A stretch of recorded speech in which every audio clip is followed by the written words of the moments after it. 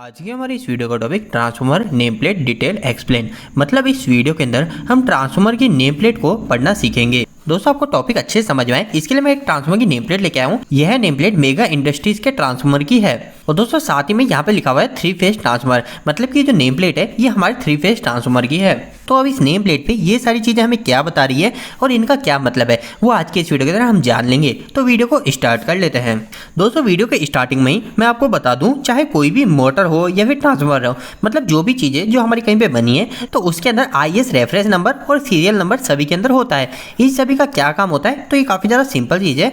IS reference number हमें यह बताता है कि जो ट्रांसफॉर्मर बना हुआ है ये ट्रांसफॉर्मर हमारे इंडिया के किस स्टैंडर्ड के ऊपर बना हुआ है। तो जैसे कि अगर इस नेम प्लेट पे देखेंगे तो यहाँ पे लिखा हुआ है रेफरेंस नंबर 2025 और यहाँ पे 1150। मतलब कि इन दो स्टैंडर्ड को ध्यान में रखते हुए इस ट्रांसफॉर्मर को बनाया है। इसके अलावा दोस्तों एक और चीज होती है सीरियल नंबर। ये आपको सभी प्रोडक्ट के अंदर देखने को मिलेगी। अब ये सीरियल नंबर क्या होता है तो ये सीरियल नंबर भी काफी ज्यादा इंपॉर्टेंट है। ये उस समय काम आता है जब कभी हमारा ट्रांसफॉर्मर खराब हो गया या फिर हमको हमारे ट्रांसफॉर्मर की वारंटी गारंटी की बात करनी है तो उस समय जब भी हम कंपनी से कॉन्टैक्ट करते हैं तो सबसे पहले हमें उस समय सीरियल नंबर बताना पड़ता है। वह कंपनी सीरियल नंबर की मदद से हमारे ट्रांसफॉर्मर की डिटेल के बारे में हमें बताती है। तो यह सीरियल नंबर और इंडियन स्टैंडर्ड नंबर ये दोनों ही काफी इंपॉर्टेंट और काफी बेसिक सी चीज है।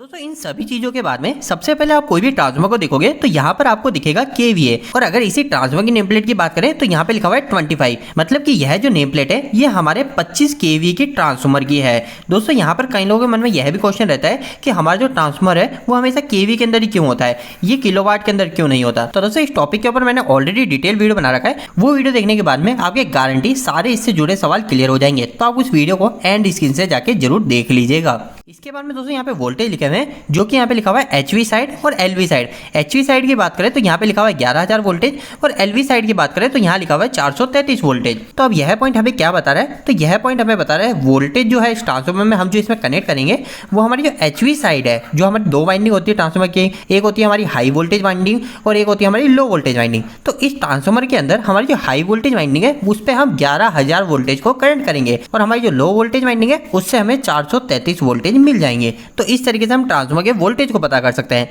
दोस्तों यहाँ पर एक बात का और ध्यान रखिएगा कि ये जो हमारे वोल्टेज लिखे हुए हैं इसके साथ में आपको लिखा हुआ दिखेगा नो लोड। मतलब कि यह जो वोल्टेज लिखे हुए हैं ये हमारे नो लोड की कंडीशन में है। नो लोड की कंडीशन में हमको 433 वोल्टेज मिलेंगे। अब लोड की कंडीशन में कितने मिलेंगे तो वो हम आगे देख लेंगे।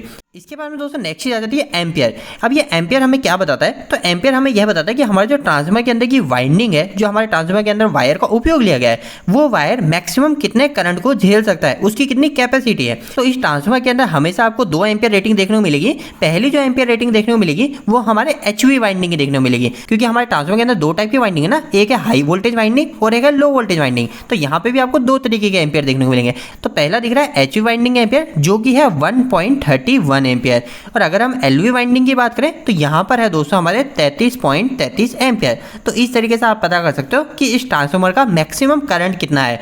तो यहाँ पे आपको पता चल गया कि अगर मैं LV साइड में देखूंगा तो इस ट्रांसफॉर्मर के ऊपर हमारे मैक्सिमम करंट 33.33 एम्पियर ही रहना चाहिए। और अगर इससे ज़्यादा अगर हमने इस ट्रांसफॉर्मर पर लोड जोड़ा तो ये हमारा ट्रांसफॉर्मर ओवरलोड की कंडीशन में आ जाएगा और वो खराब भी हो सकता है। इसके बाद में दोस्तों नेक्स्ट चीज आ जाती है फेसेज। अब ये फेसेज हमें क्या बता रहा है तो सिंपल सी बात है, HV साइड में हमारे कितने फेज कनेक्ट होंगे 3 फेज और LV साइड में कितने कनेक्ट होंगे फेज तो 3 फेज। तो ये सिंपल चीज बता रही है। यहाँ पे ये फेज बताना इसलिए जरूरी है क्योंकि हमारे कई सारे ट्रांसफॉर्मर जो होते हैं वो हमारे सिंगल फेज ट्रांसफॉर्मर भी होते हैं। तो यहाँ पर इसी चीज से हमें पता चल जाता है कि हमारा जो ट्रांसफॉर्मर है ये हमारा 3 फेज है या फिर सिंगल फेज। वैसे इन्होंने ऊपर भी शो कर रखा है, उसके साथ में हमको नीचे भी पता चल गया कि हाई वोल्टेज की जो वाइंडिंग है वो भी 3 वाइंडिंग है उसके अंदर, उसमें भी 3 फेज है और LV जो वाइंडिंग है उसमें भी हमें 3 फेज मिल जाएंगे। इसके बाद में दोस्तों नेक्स्ट चीज आ जाती है टेम्परेचर राइज।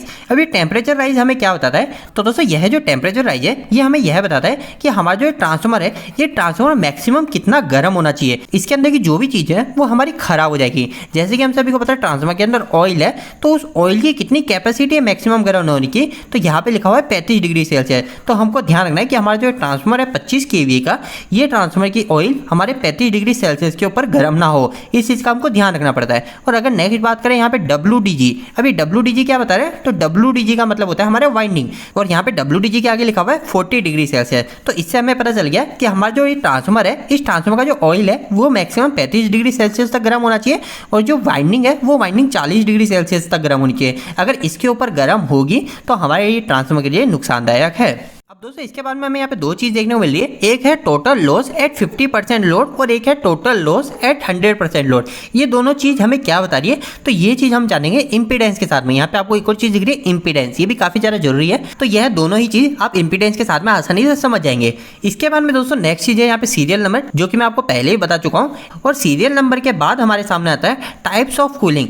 अब ये टाइप्स ऑफ कूलिंग का मतलब क्या है? टाइप्स ऑफ कूलिंग का मतलब सिंपल सा है कि हमारा जो ये अपने ट्रांसफार्मर को लगाए ना, ये ट्रांसफार्मर आखिर ठंडा किस तरीके से हो रहा है। क्योंकि अगर हमारे ट्रांसफार्मर में हम करंट को गुजारेंगे, उस पर अगर हम लोड को चलाएंगे, मोटर चलाएंगे, हमारा लोड चलाएंगे, तो वो हमारा ट्रांसफार्मर धीरे धीरे गर्म होगा। तो आखिर ट्रांसफार्मर गर्म होगा तो इसको वापस से ठंडा भी तो करना होगा। तो ये ठंडा किस तरीके से हो रहा है, इसका टाइप्स क्या है? तो यहाँ पर इसके आगे लिखा हुआ है ONAN। अब ये ONAN क्या है? ये काफी ज्यादा सिंपल है। O का मतलब है दोस्तों ऑयल, ठीक है। N का मतलब है नेचुरल, तो यहाँ पे लिख रहा हूँ मैं नेचुरल। A का मतलब है दोस्तों एयर और N का मतलब है नेचुरल।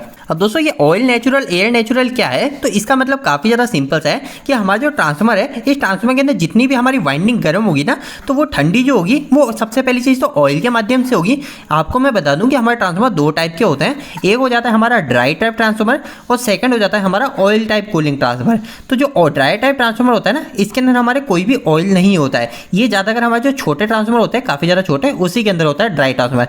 लेकिन जो हमारे बड़े ट्रांसफार्मर होते हैं वो हमारे ऑयल टाइप होते हैं, क्योंकि जो ऑयल होता है ये हमारे कूलिंग में मदद करता है और साथ साथ हमारे ट्रांसफार्मर के जो अंदर वाइंडिंग है उस वाइंडिंग को भी इंसुलेशन देता है। और अगर हम इस ट्रांसफार्मर की बात करें तो यह ट्रांसफार्मर भी हमारा ऑयल टाइप का ट्रांसफार्मर है। हमको कैसे पता चला? तो यहाँ पे इन्होंने लिखा हुआ है ONAN। तो oil natural, air natural type से इसकी कूलिंग हो रही है। अब यहाँ पे कभी कभी आपके सामने ONAN की जगह और भी कई सारी चीजें हो सकती हैं। तो यहाँ पे ज्यादातर आपको जो देखने को मिलेगी, एक तो मिलेगी ONAN, इसके अलावा आप देख सकते हो ONAF, इसके अलावा आप देख सकते हो OFAN और यहाँ पे आप देख सकते हो OFAF। अब इन सभी का मतलब क्या है? तो काफ़ी ज़्यादा सिंपल है, सारी चीज़ें सेम ही है। O आपको हर जगह दिख रहा है, मतलब इसका मतलब है ऑयल, और ये A है आपको हर जगह दिख रहा है, तो इसका मतलब है एयर, ठीक है। लेकिन यहाँ पे N और F, कहीं पे N लिखा हुआ है, कहीं पे F लिखा हुआ है, तो इसका मतलब क्या है? तो सबसे पहला है ONAN। तो इसका मतलब है हमारे ट्रांसफार्मर के अंदर सारी चीज़ नॉर्मल तरीके से हो रही है, मतलब सारी चीज़ नेचुरल तरीके से जो हो रही है, ऑटोमेटिक हो रही है। इसके बाद में नेक्स्ट चीज़ है ऑयल नेचुरल एयर फोर्स।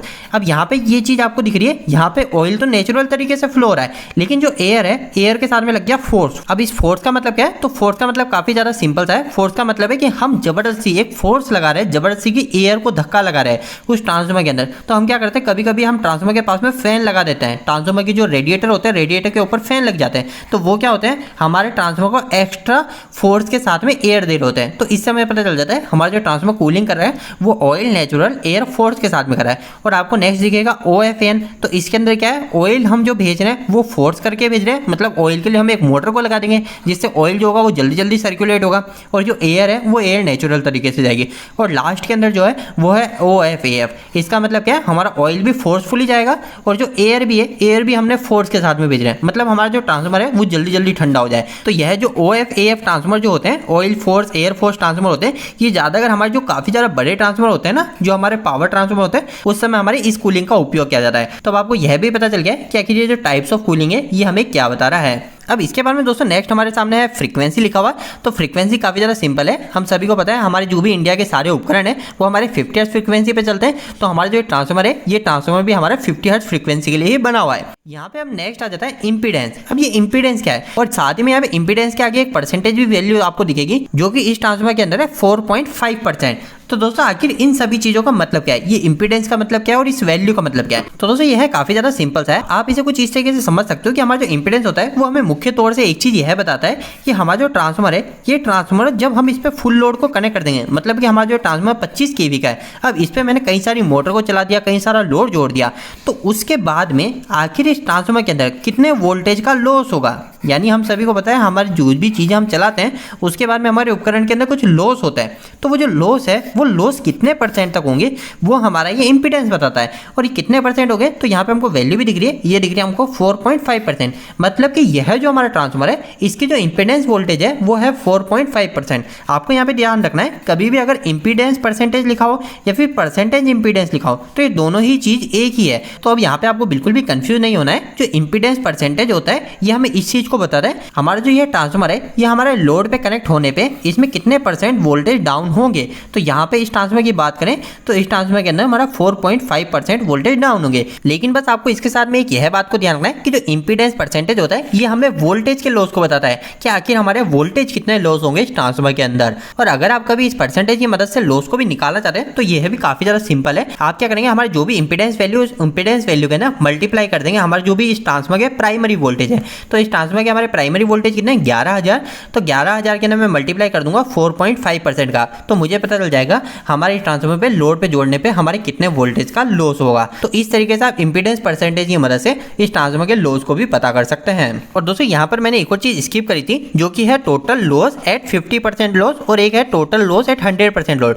तो यह जो लॉस है ना, यह लॉस हमको बता रहा है हमारे वोल्टेज के अंदर। तो इस बात का आपको ध्यान रखना है, हमारे किसी किसी ट्रांसफार्मर के अंदर लॉस भी बताता है कि आखिर अगर इस ट्रांसफार्मर पे 100% लोड जोड़ूंगा तो कितना लॉस होगा। और आपको यह एक बात का ध्यान रखना है कि हमारा जो ट्रांसफार्मर होता है ना, इस पे जितना ज्यादा हम लोड जोड़ते हैं, यानी अगर मैंने इसको 100% लोड पे चलाया ना तो हमारे जो इसके लॉस होंगे वो लॉस भी काफी ज्यादा बढ़ जाएंगे। तो इसलिए सेफ्टी के अंदर कहा जाता है कि ट्रांसफार्मर को हमेशा 80% लोड के आसपास ही चलाना चाहिए या फिर इससे कम में ही चलाना चाहिए।